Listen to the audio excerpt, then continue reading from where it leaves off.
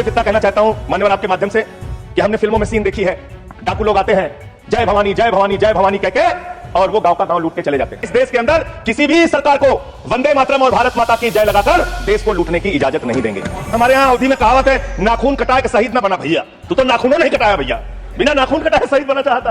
अरे मैंने साइकिल चोर सुना था, लॉकेट चोर सुना था, स्कूटर चोर सुना था, मैंने सुना था तमाम तरह के चोर होते हैं। आप लोग तो वोट चोर निकल गए हिंदुस्तान के अंदर, वोट चोर। बच्चों शांत हो जाओ, बच्चों शांत, बच्चों हल्ला मत करो, शांत हो जाओ। फिल्मी डाकुओं वाला सीन याद दिलाते हुए बच्चों बैठ जाओ कहते हुए संजय सिंह ने बीजेपी सांसदों को ऐसी बातें बोली जो इस बात को एक बार फिर साबित करती हैं कि शायद वंदे मातरम वाली डिबेट मोदी सरकार को भारी पड़ने वाली है। शायद सोचा तो यह होगा, विपक्षी नेताओं ने आरोप भी लगाया कि बंगाल चुनाव के लिए माहौल बनाने की तैयारी है, यह दिखाने की तैयारी है कि देखिए हम तो वंदे मातरम को मानते हैं लेकिन विपक्ष वाले नहीं मानते। लेकिन इसे लेकर इतिहास का जो खजाना खोल दिया है विपक्षी नेताओं ने, इतिहास के जो दस्तावेज संसद में देश के सामने रखे हैं वो व्हाट्सएप यूनिवर्सिटी की धज्जियां उड़ाने वाले हैं। जब ये भाषण देश भर में प्रसारित हो रहे हैं तो एक तरह से मोदी सरकार को, बीजेपी को ये भाषण भारी पड़ते दिखाई दे रहे हैं, क्योंकि हर विपक्षी नेता पूछता है कि भैया नाखून कटवाकर क्या शहीद का दर्जा चाहते हो। यही सवाल संजय सिंह ने उठाया कि बीजेपी की जो विचारधारा है, आरएसएस के जो लोग हैं, उनका आजादी में आखिरकार क्या योगदान है। संजय सिंह ने क्या बोला कि बीजेपी सांसद भड़क जाते हैं। वीडियो नंबर 1 देखिए। वंदे मातरम का मतलब क्या है? वंदे मातरम का मतलब है मातृभूमि की वंदना। मातृभूमि की वंदना, हम मातृभूमि की वंदना करते हैं तो आप कैसे मातृभूमि की वंदना कर रहे हैं? अरे 1 रुपए में तो एक आम नहीं मिलता। आपने 1 रुपए में अडानी को 1050 एकड़ जमीन और 10 लाख आम और लीची के पेड़ दे दिए। ये मातृभूमि की वंदना, ये आपकी मातृभूमि की वंदना है। आप मातृभूमि को बेचकर मातृभूमि की वंदना कर रहे हैं। ये मातृभूमि की, आज वंदे मातरम पे ही बात करूंगा सर। मातृभूमि की वंदना, मातृभूमि की वंदना हिंदुस्तान के एयरपोर्ट को बेच के नहीं हो सकती। मातृभूमि की वंदना रेल को बेचकर नहीं हो सकती, सेल को बेचकर नहीं हो सकती, समुद्री तटों को बेचकर नहीं हो सकती, कोयला और गैस को बेचकर नहीं हो सकती, हिंदुस्तान की जमीनों को बेचकर नहीं हो सकती। तुम लोग मातृभूमि को बेचने वाले लोग हो, तुम मातृभूमि की वंदना करने वाले लोग नहीं हो। आपने कहा ये बेच दिया, ये बेच दिया, ये बेच दिया। आई से please authenticate on the floor of the house whatever you have charge. गृह मंत्री जी भी कह के गए और लीडर ऑफ द हाउस भी कह रहे हैं कि जो कुछ भी मैं बोलूं उसको ऑथेंटिकेट करूं। और मैं आपसे अनुरोध कर रहा हूं सर कि अगर मैं ऑथेंटिकेट ना करूं तो मेरे खिलाफ कार्रवाई की जाए। एक एक चीज मैं ऑथेंटिकेट करूंगा। अगर मैं कोई बात कह रहा हूं तो उसको ऑथेंटिकेट करूंगा। क्या कर रहे थे आप? वंदे मातरम का नारा लगाकर लोग जेल गए, लाठियां पड़ी उनको। मैं आपके माध्यम से इस सरकार से पूछना चाहता हूं, आरएसएस के 4 लोगों का नाम बताओ जो वंदे मातरम नारा लगा के जेल गए। उनका नाम बताओ आप। 4 लोगों का नाम बताओ आप। अपने 4 पुरखों का नाम आप बताओ। आप नहीं बता सकते क्योंकि आजादी के आंदोलन में आपका कोई इतिहास नहीं। आजादी के आंदोलन में आपका कोई इतिहास नहीं, यही आपकी कुंठा है। तो इसलिए कभी आप कहते हो सरदार वल्लभ भाई पटेल आपके हैं।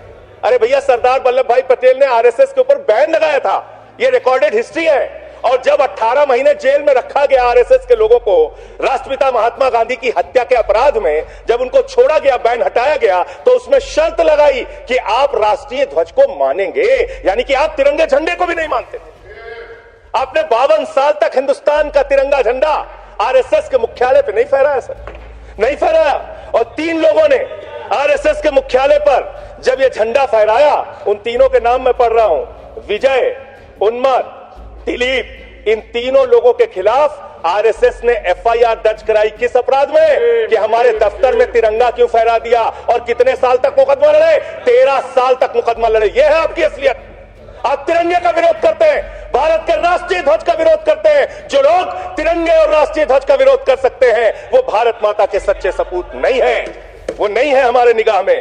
और मैं आपको बताता हूं सर, ये है 28 दिसंबर 1949 का ऑर्गेनाइजर पत्र, इसको भी रखूंगा, क्योंकि आज गृह मंत्री जी और लीडर ऑफ द हाउस दोनों कह के गए रिकॉर्ड पे सारी चीजें आनी चाहिए, इसको रिकॉर्ड पे रखना चाहिए। इतिहास देश को पता चलना चाहिए किन लोगों ने देश के साथ गद्दारी की, किन लोगों ने तिरंगे का विरोध किया, किन लोगों ने राष्ट्रगान का विरोध किया। आपको ये पढ़ के सुनाना चाहता हूं, ये ऑर्गेनाइजर है, क्या लिख रहा है। What is the moral sanction behind government's choice of Jan Gana Man, except that it can be made an item of entertainment? आप राष्ट्रगान का विरोध कर रहे हैं, आप भारत के राष्ट्रगान का विरोध कर रहे हैं। आपके मुख्य पत्र में भारत के राष्ट्रगान का विरोध लिखा गया है। इसके लिए भारत के प्रधानमंत्री को और पूरी की पूरी भारतीय जनता पार्टी को, जो अपने आप को आरएसएस को अपना आदर्श मानती है, पूरे देश से माफी मांगनी चाहिए। ये रिकॉर्ड पे लाऊंगा सर, इसको रख लीजिएगा, ये रिकॉर्ड पे रखा जाए। मान्यवर, फिर से बोल दे रहा हूं, 28 दिसंबर 1949 ऑर्गेनाइजर अखबार जो आरएसएस का मुख्य पत्र है, और इस आरएसएस के मुख्य पत्र में फिर से लिख दे रहा हूं, फिर से पढ़ दे रहा हूं क्या लिखा हुआ है। What is the moral sanction behind government's choice of Jan Gana Man? Unnecessarily it'll get provoked. It can Continue, be please. made an Please item continue. of entertainment. Please continue. ये लिखा संजय हुआ। जी unnecessarily provoke. Continue. अच्छा। Sir, मैं आपसे ये कहना चाहता हूं कि आपने तिरंगे का विरोध किया, राष्ट्रगान का विरोध किया, वंदे मातरम आपने लगाया नहीं कभी। कोई आपका व्यक्ति देश की आजादी के आंदोलन में जेल नहीं गया कभी। आपने कोई देश के लिए, हमारे यहां अवधि में कहावत है, नाखून कटाए के शहीद ना बना भैया। तू तो नाखूनों नहीं कटाया भैया, बिना नाखून कटाए शहीद बना चाहता है, बिना नाखून कटाए शहीद। ऐसे काम नहीं चलेगा सर। तो संजय सिंह सवाल करते हैं कि दिखाते तो ऐसे हैं मानो आजादी इन्होंने ही दिलाई है, लेकिन इतिहास में ऐसा कोई जिक्र नहीं है। बीजेपी की विचारधारा से जुड़े आखिरकार कितने लोग जेल गए? जब संजय सिंह ये सारी बातें बोलते हैं तो बीजेपी सांसद हंगामा करने लगते हैं। उसके बाद संजय सिंह फिल्मी सीन से तुलना करते हैं और ये कहते हैं कि आजकल वंदे मातरम और भारत माता की जय के नारे लगाकर देश को लूटा जा रहा है। फिल्मी डाकुओं से तुलना करते हुए संजय सिंह क्या कहते हैं, जरा सुनिए। जिन्ना और आपके रिश्ते क्या थे, कितने मधुर रिश्ते थे। एक राज्य में सरकार नहीं बनाई मान्यवर इन्होंने। नॉर्थ वेस्ट फ्रंटियर, सिंध प्रांत और फजलुल हक की गवर्नमेंट। फजलुल हक वो शख्स है जो पाकिस्तान बनने के बाद वहां की सरकार का गृह मंत्री बना। आपके रिश्ते उन लोगों के साथ थे, ये देश को पता होना चाहिए। इसलिए आप किसी को भी देशभक्ति का प्रमाण पत्र बांटने का काम मत कीजिए।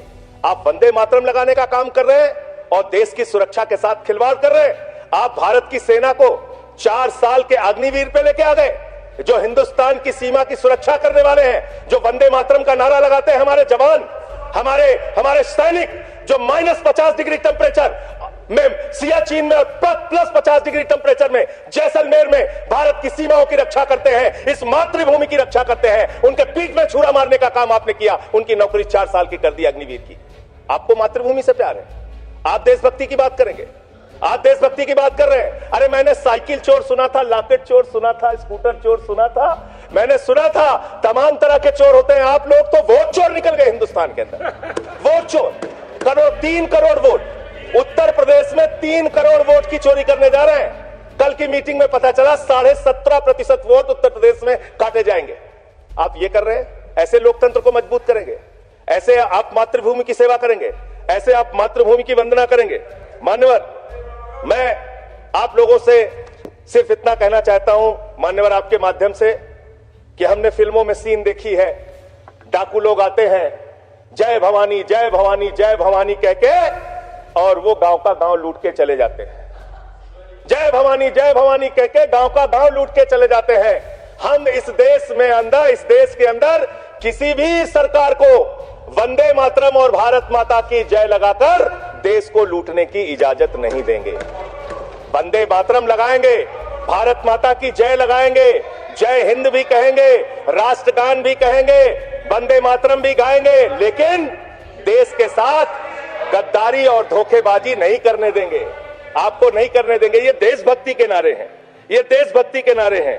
आप बेरोजगारी पे बात नहीं करना चाहते, महंगाई पे बात नहीं करना चाहते, दलितों का मंदिर में प्रवेश वर्जित है, कहीं उनको रोका जा रहा है, उस पर बात नहीं करना चाहते, पिछड़ों का शोषण हो रहा है, उस पर बात नहीं करना चाहते। आपने मातृभूमि की सेवा यह की है कि आज हिंदुस्तान के ऊपर 200 लाख करोड़ रुपए का कर्जा है, 200 लाख करोड़ रुपए का कर्जा। इसके बाद संजय सिंह के भाषण में दिल्ली की सीएम रेखा गुप्ता की भी एंट्री हो जाती है। रेखा गुप्ता का मजाक उड़ाते हुए और बीजेपी सांसदों को जवाब देते हुए संजय सिंह क्या कहते हैं, जरा सुनिए। वंदे मातरम देशभक्ति का नारा है, भारत माता की जय देशभक्ति का। हाँ, दिल्ली में तो काटोगे ही आप, ठीक ही कह रहे हो, पहले से ही नियत बता दिया। दिल्ली की हालत तो कर दी आपने। अरे इसमें क्या लिखा हुआ है, इसमें क्या लिखा हुआ है? सुजलाम सुफलाम, सुजलाम सुफलाम, शुद्ध जल शुद्ध फल और मधुर वाणी। मधुर वाणी, मधुर वाणी कौन बोल रहा है? देश के प्रधानमंत्री मधुर वाणी बोल रहे हैं। मुजरा जैसे शब्दों, अरे भाई इसी वंदे मातरम की सेकंड्स रह गए सर, वंदे मातरम की तो बात कर रहा हूं, हमारे पास और टाइम है सर, टाइम है सर। सर मधुर वाणी, मधुर वाणी, मधुर वाणी।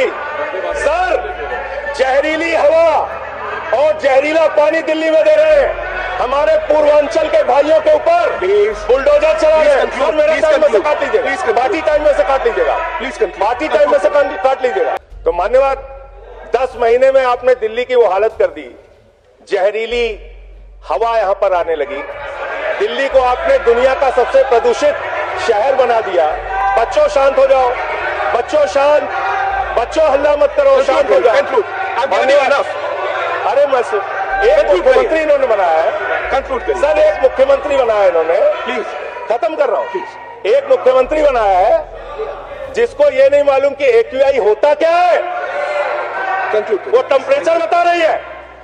मोदी सरकार के काम पर कटाक्ष करने के अलावा, दिल्ली सरकार के काम पर सवाल उठाने के अलावा संजय सिंह ने चुनाव आयोग को भी निशाने पर लिया और यह दावा किया कि यूपी में भी बड़े पैमाने पर वोट काटने की तैयारी की जा रही है। क्या कहते हैं संजय सिंह, जरा सुनिए। अभी SIR की प्रक्रिया के तहत उत्तर प्रदेश के मुख्यमंत्री ने कहा कि डिटेंशन सेंटर बनाए जाएंगे। 80 लाख लोगों के वोट आपने बिहार में काट दिए, वहां कितने घुसपैठिए मिले आपको? अरे भाई ये भी मातृभूमि की बात हो रही है।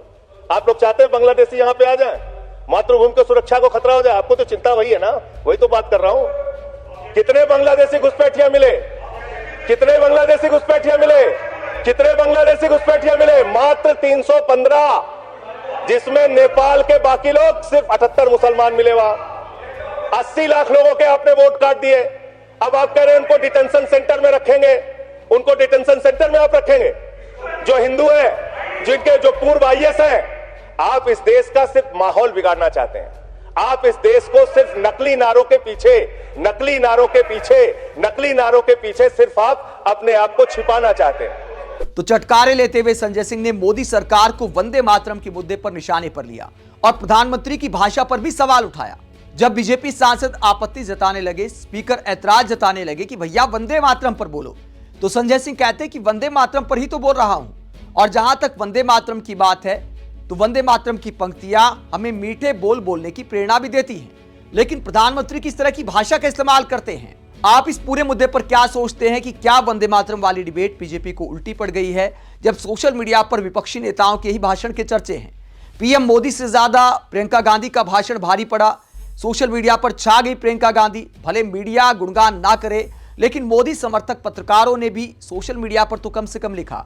हर्षवर्धन त्रिपाठी का ये पोस्ट आप देख सकते हैं। उन्होंने कहा कि प्रियंका गांधी अच्छा बोलती हैं, बस ऐसे ही सक्रिय रहें राजनीति में। तो भारी मन से मोदी समर्थक पत्रकारों को भी लिखना पड़ रहा है। पीएम मोदी के भाषण की कहीं कोई चर्चा नहीं है। कुल मिलाकर आप कह सकते हैं कि वंदे मातरम वाली डिबेट बीजेपी को भारी पड़ती दिखाई दे रही है। आप इस पूरे मुद्दे पर क्या सोचते हैं, कमेंट बॉक्स में अपनी राय जरूर दें। साथ ही चैनल को सब्सक्राइब भी करें। नमस्कार।